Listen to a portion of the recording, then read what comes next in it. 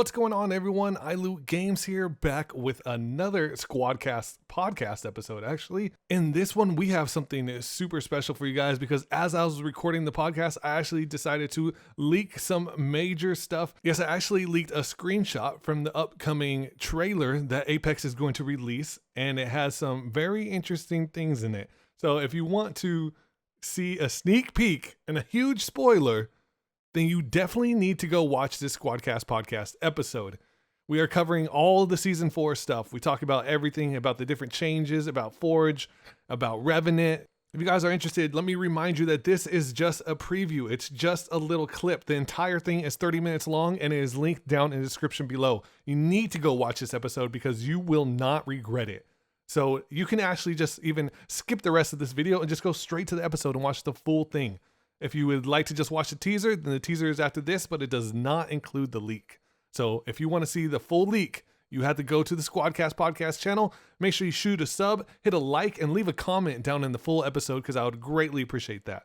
All right, guys, take care. Yeah, it's kind of strange. I think there is definitely some twist here that we don't know about. And I just sent you guys some interesting stuff too in chat that has not been seen yet. I just put it out publicly. So we're going to see some crazy reactions off of that. Oh, for sure. That leads towards my idea of Revenant being the dark side of Forge, man. Yeah, I mean, look at that. I mean, I think we're going to show this off in the podcast for you guys since Luke already tweeted out, I'm pretty sure. But this picture that we're looking at is looking mighty odd, to be honest. It looks like it's hinting towards a lot of stuff. Revenant's coming up behind Forge. Looks like he's about to attack him or something like that. Yes, it looks like he's about to kill him. Yeah, to be honest, yeah. Maybe take his spot in the Apex games. Take that quick sponsor by Hammond. if Apex does what like we're like suspicious of them doing, like I think that would be a better move than just releasing Revenant. Like in general, like if we have a tease for Forge to come out, but then Revenant is like doing some kind of sneaky attack, and then boom, here comes Revenant. He's released as well, so it's a surprise. I think that's a better release than just saying, hey, Revenant's going to be the next legend, here's all his stuff, and here you go. Like, so I don't know, maybe they are like just big braining us here. Yeah, I got a feel. Honestly, I have a feeling that they are, considering how much they're hyping up the 1-year anniversary, which is season 4, right when it launches. I think that's totally possible. So my thing also is, let's say we do get Forge, right? So You cut out? What's up?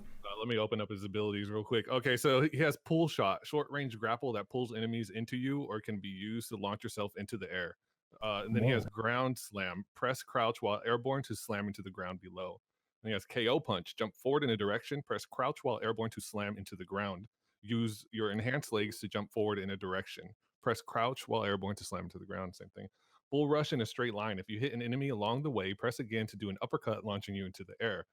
And then enhance your melee to do more damage the lower your health is. Dealing melee damage gives you a temporary overshield. And then we have Victory Rush. Killing a player with a melee attack restores your health and gives you a 30% speed boost for 10 seconds. Now, how the hell does this fit into the meta at all? Literally, all his abilities are only going to be useful when he hits the ground and we're fighting on train to get armor, because when else are you going to use any of those abilities? It doesn't make sense. Yeah, you don't just go up to people, start meleeing them when you have an R9 or something. That's just I do. Although there is kind of a positive to that they're not making each champion or each legend, excuse me, the same. You know, they're giving them different roles. Like I always reference in this podcast, like Lifeline has more of a support role. This Lifeline. I guess for I don't know what type of role Forge would have, but he's like the opposite of Gibraltar. Like dude, but he's an attack rather than. You know what's funny too is I saw ASU tweet. He was like, "Oh, this is right before our tournament. You're gonna add a brand new character and it's gonna mess up the meta." Well, it's like, dude, you think this guy is gonna be in the meta, running at people and punching them? There's no way. If he is actually coming to the game, which, by the way, another thing about Forge's files, he's like one of the only future characters who only has an English file. He only has a what now? English. He only has an English file. See how it says Forge underscore English? Everyone else has like Forge underscore Spanish, Forge underscore, all the different languages. He only has English. So maybe they're like specifically not putting that much work into it just so it can be like, obviously they don't want to put too much work into a character that's not coming to the game.